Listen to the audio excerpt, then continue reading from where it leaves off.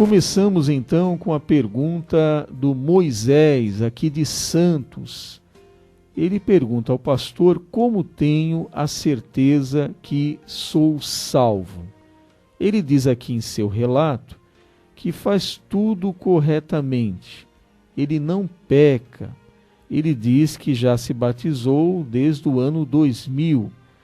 Ele estava congregando na Igreja Universal, mas depois ele começou a ver algumas coisas que ele considerou que são erradas e ele deixou então de frequentar a Igreja Universal. Ele diz aqui que neste ano de 2014 ele foi à igreja apenas 2 vezes. Fala aqui que é casado, a sua esposa não é crente, é católica. Então vamos ver agora a resposta do pastor. Queremos dizer ao Moisés que a declaração de que uma pessoa pode ser salva, quer dizer, uma pessoa está salva, não desacreditamos à luz da Bíblia Sagrada, porque em João 5:24, Jesus declara: quem ouve a minha palavra e crê naquele que me enviou, tem a vida eterna. O verbo está no presente. Não entrará em condenação. Futuro, passado, passou da morte para a vida. Agora, repetindo, quem ouve minha palavra e a observa, logo, os ensinos de Cristo estão registrados nos evangelhos, Mateus, Marcos, Lucas e João, como também deixou ensino nos livros que se seguem, Atos dos Apóstolos e outros livros mais, os seus continuadores, eles também escreveram, por ordem do próprio Jesus. E nós temos em 1 Coríntios, capítulo 15, versículo 1 em diante, o que constitui o evangelho pelo qual nós podemos ser salvos. Diz o apóstolo, 1 Coríntios 15, versículo 1 em diante. Também vos notifico, irmãos, o evangelho que vos tenho anunciado, pelo qual também sois salvos. O verbo, de novo, está no tempo presente. Vou repetir. Também vos notifico, irmãos, o evangelho que vos tenho anunciado, o qual também recebestes, no qual também permaneceis, e pelo qual também sois salvos. Então, esta palavra aqui, precisamos permanecer. E eu estou observando aqui que o irmão não gosta de se congregar. 2 vezes apenas. Isso está fora do princípio bíblico de uma pessoa que se declara salva. Por exemplo, nós encontramos no livro de Hebreus uma demonstração de congregar-nos como é costume de alguns. Ora, desde aqueles tempos antigos, já havia pessoas que eram cristãos, mas fugiam da igreja. Antes, ademoestando-nos uns aos outros, e tanto mais quanto vedes que se vai aproximando aquele dia. Porque se pecarmos voluntariamente, depois de termos recebido o conhecimento da verdade, já não resta mais sacrifício pelos pecados. Então aí está uma colocação diante do que o nosso consulente Moisés, nosso irmão, escreve, sem duvidar da sua afirmação: tenho certeza que sou salvo, faço tudo correto, não peco, mas existe o pecado de omissão.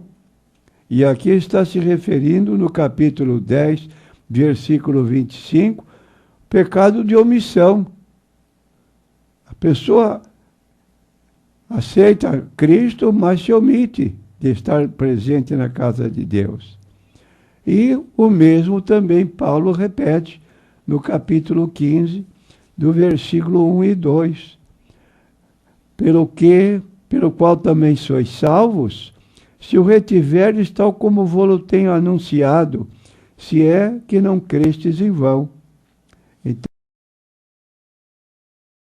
bem esta situação e verificar esta outra situação. Sou casado e ela não é crente, é católica. Pergunto, este casamento se deu depois que o irmão era cristão, aceitou a Jesus como Salvador, ou antes? Se foi antes, está errado, porque a Bíblia, porque se era crente e se casou com uma pessoa que não seja da mesma fé, de acordo com 2 Coríntios, capítulo 11, versículo 4 em diante, versículo 6, Paulo recomenda: não vos ponhais debaixo de um jugo desigual. E um casamento de uma pessoa crente com uma pessoa católica é um jugo desigual. Então, a vida de uma pessoa não é bem equilibrada porque ela está fugindo ao princípio bíblico. A próxima pergunta é da consulente Edith. Ela fala aqui sobre o dever de perdoar uns aos outros. Devemos fazer a diferença como cristãos, pastor? Na Epístola de Paulo aos Gálatas, capítulo 6, versículo 1 em diante, recomenda o seguinte: irmãos, se algum homem chegar a ser surpreendido em alguma ofensa, uma hipótese, vós que sois espirituais, encaminhai o tal com espírito de mansidão, olhando por ti mesmo, para que não sejas também tentado. Levai as cargas um dos outros e assim cumprireis a lei de Cristo. Então, admito que a irmã esteja fazendo isso. Devemos perdoar uns aos outros? Devemos perdoar uns aos outros. E também no livro de Mateus 18, versículo 15 em diante, o próprio Jesus Cristo recomenda que assim façamos. Agora, se a pessoa se mantiver endurecida, recusar dar o perdão, então não considera mais como cristão. Ele tem o direito de fazer como quer, só que dentro do ensino de Cristo ele está fora. Primeiro chama um irmão para ser testemunha, depois chama mais dois. Se ele persistir na sua posição, dá conhecimento ao pastor da igreja, que falará a toda a igreja, e se ele ainda não se mover da sua própria situação, então considera-o como um gentil, quer dizer, não tem compromisso com a igreja da qual é membro, e a igreja não o considera mais como membro. A próxima pergunta é do consulente Alexandre de Cubatão. Ele quer saber sobre a CCB. CCB é uma sigla que significa Congregação Cristã no Brasil. Ele diz aqui que todos dizem que é uma seita. Ele quer saber do pastor, então, é uma seita a CCB? Uma seita tem a seguinte característica fundamental: é exclusiva, só ela é a certa, todas as demais estão erradas. Então isso é uma característica de seita. Agora, esta igreja, embora se diga evangélica, ela tem este princípio. Qualquer pessoa de qualquer igreja evangélica, batizada nas águas, que amanhã for levada por um colega de serviço, um vizinho que seja dessa igreja, que faz convites insistentes para visitar a sua igreja, e quando chega lá, existe uma condição. Ela precisa fazer outro batismo, invalidando o batismo primeiro que ela fez na igreja da qual é membro. E isso está fora da Bíblia Sagrada, porque ela vai renunciar toda a sua fé cristã até então, vai dizer que esta fé é inútil para aceitar uma nova posição. E aí está um ato de apostasia. Se pecarmos voluntariamente, depois de termos recebido o conhecimento da verdade, já não resta mais sacrifício pela verdade. Porque a pessoa abandonou os atos que ela fez, aceitou a Cristo como Salvador, foi levada ao batismo nas águas, é uma cristã que está com a sua vida normal diante de Deus. Agora ela chega atendendo a um convite desprevenidamente e vem uma senhora, uma pessoa que se diz amiga e agora sujeita essa crente a batizar-se de novo.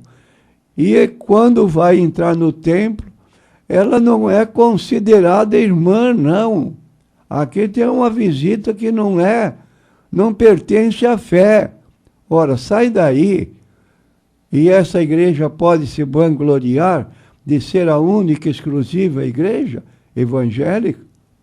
Se não vive uma vida de retidão, é só abrir a oportunidade que nós podemos citar. Mas aí está essa posição, eu digo a nossa irmã, ao Alexandre de Cubatão, que é verdade, a CCB não aceite convite porque é uma seita. Vamos para a pergunta da Cida. Ela ouviu um fato aqui muito curioso, né? Falando sobre uma pessoa quando morre, é um ensino que ela ouviu e ela está ligando para o pastor esclarecer. Uma pessoa quando morre, o seu corpo está ali sendo velado e no tempo que ele fica ali sendo velado, o espírito deste corpo fica ali ao lado do corpo. E ele só se ausenta quando o corpo é sepultado. Depois que ele é devidamente sepultado, o espírito sobe, diz ela aqui na sua pergunta. Ela quer saber, isso tem base bíblica, pastor? A pessoa morre, o espírito fica do lado, aguardando até que o corpo seja sepultado, e quando é sepultado, o espírito se retira? Essa é uma doutrina particular de alguém que eu desconheço à luz da Bíblia Sagrada. Vamos ler a Bíblia. 2 Coríntios, capítulo 5, versículo 1 em diante. Veja o texto como diz, é o Paulo que escreve, porque sabemos, não está havendo qualquer dúvida. Então a pessoa tem um corpo terreno que é levado à sepultura. Se este corpo se desfizer, veja o tempo do verbo. Temos, presente, de Deus, um edifício, uma casa, não feita por mãos, eterna nos céus. E por isso também gememos, querendo ou desejando ser revestido da nossa habitação que é do céu. Ora, se nós temos uma casa que substitui essa na qual moramos, que é o nosso corpo, e queremos sair desta casa para entrar na outra casa celestial, por que então essa pessoa fica esperando o corpo ser sepultado? Isso aqui não tem base bíblica nenhuma. E esse capítulo 5 aqui de 2 Coríntios é muito claro. Então diz o apóstolo a respeito da nossa vida aqui: porque também nós, os que estamos neste tabernáculo, nesse corpo, gememos carregados, não porque queremos ser despidos, mas revestidos para que o mortal seja absorvido pela vida. Ora, quem para isto nos preparou foi Deus, o qual nos deu também o penhor do Espírito. Pelo que estamos sempre de bom ânimo, sabendo que enquanto estamos no corpo, vivemos ausente do Senhor, porque andamos por fé e não por vista. Mas temos confiança e desejamos antes deixar este corpo para habitar com o Senhor. incontinente, deixou o corpo, parte para o céu, pelo que muito desejamos também lhe ser agradáveis, quer presentes, quer ausente, de modo que deixou o corpo presente com o Senhor. Mais uma pergunta aqui da consulente Cida é com relação ao rei Salomão. Ela quer saber se o rei Salomão foi salvo. Ele teve uma história assim tão brilhante, tão importante, mas depois viu-se uma certa queda na sua vida, na sua comunhão com Deus. Então ela quer saber do pastor se... Nós queremos dizer que Salomão apostatou.